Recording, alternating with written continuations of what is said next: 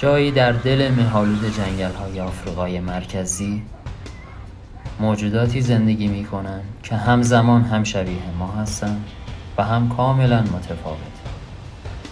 گوریل‌ها ساکت، قدرتمند، با چشمانی که غم را در خود دارد. این مستند سفری است به قلب تاریک و سبز این جنگل‌ها، به دنیای مخفی گوریل‌ها، دنیایی پر از عشق، خطر، جنگ و نجات. در نگاه اول آنها را فقط غول‌های آرام می‌بینی، وزنی نزدیک به 200 کیلوگرم، قدرتی بی‌نظیر و بازوانی که می‌توانند تنه درختی را از جا بکنند. اما این فقط ظاهر ماجراست. گوریل‌ها برخلاف هیبتشان موجوداتی عمیقاً اجتماعی هستند. در دل هر گروه یک نقره پشت زندگی می‌کند. رهبر، محافظ و پدر و گاهی حتی دیکتاتور. هر گروه گوریل می‌تواند شامل 5 تا 30 عضو باشد. زندگی آنها ساختاری دقیق دارد. همه چیز حول محور نقره پشت می‌چرخد. اما در دل این نظم روابطی شکل می‌گیرد که از عشق واقعی حرف می‌زنند. نرها از فرزندانشان مراقبت می‌کنند. ماده‌ها برای نوازش، تماس چشمی و حتی صلح آفرینی تلاش می‌کنند. در اینجا هر نگاه معنا دارد. هر سکوت حرفی در دلش دارد. اما آرامش همیشه دوام نمی‌آورد. نرهای جوان که تبعید شده‌اند گاهی باز می‌گردند تا رهبر شوند. وقتی دو نر نقره پشت با هم روبرو می‌شوند، همه چیز تغییر می‌کند.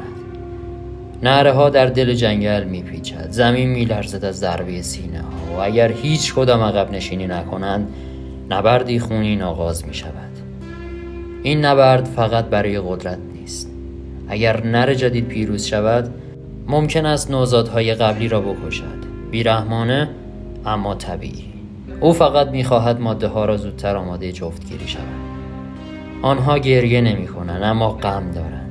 وقتی نوزادی می‌میرد، مادرش روزها بدن بیجانش را با خود حمل می‌کند. وقتی یکی از اعضای گروه ناپدید می‌شود، گوریل‌ها تا روزها ساکت‌تر از همیشه‌اند. آنها شاید حرف نزنند اما دل دارند و این چیزی است که ما گاهی فراموش می‌کنیم. بیشتر عمرشان را بدون دیدن انسان می‌گذرانند. اما وقتی انسان وارد جنگل می‌شود، ماجرا تغییر می‌کند. بیماری‌ها، شکار غیرقانونی، تخریب زیستگاه. سال هاست که انسان دشمن گوریل شده، اما حالا داستان در حال تغییر است. گوریل ها فقط زور بازو نیستند. در دنیای خاموششان گاهی نشانه هایی از هوشی درخشان دیده می شود. آیا می دانستید گوریل ها می توانند برای عبور از مرداب چوبی را به عنوان پل استفاده کنند یا گاهی با برگ آب باران را جمع کرده و بنوشند؟ بعضی از آنها حتی زبان اشاره ساده را یاد گرفتند. در اسارت، گوریلی به نام کوکو می توانست بیش از 1000 واژه را بفهمد. اما در دل طبیعت، گوریل ها ترجیح می دهند با نگاه، با اشاره و با سکوت حرف بزنند. گوریل ها داد نمی زنند، فریاد نمی کشند، اما هیچگاه تنها نیستند. هر حرکت کوچک در دنیای آنها معنا دارد. ضربه آرام روی بازو، تماس چشمی طولانی یا حتی جای گرفتن در کنار رهبر. در جامعه آنها زبان بدون کلام حاکم است. نرها با سینه کوبی پیام می‌فرستند. ماده‌ها برای مراقبت از کودکان با صدای خفیف و نگاه امن حرف می‌زنند و نوزادها با بازی دنیا را کشف می‌کنند.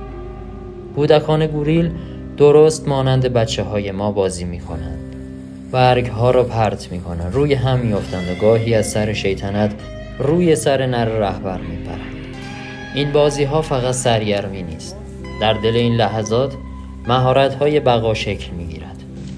تعادل، ارتباط، حتی سیاست‌های گروهی. اما دنیای آنها همیشه امن نیست.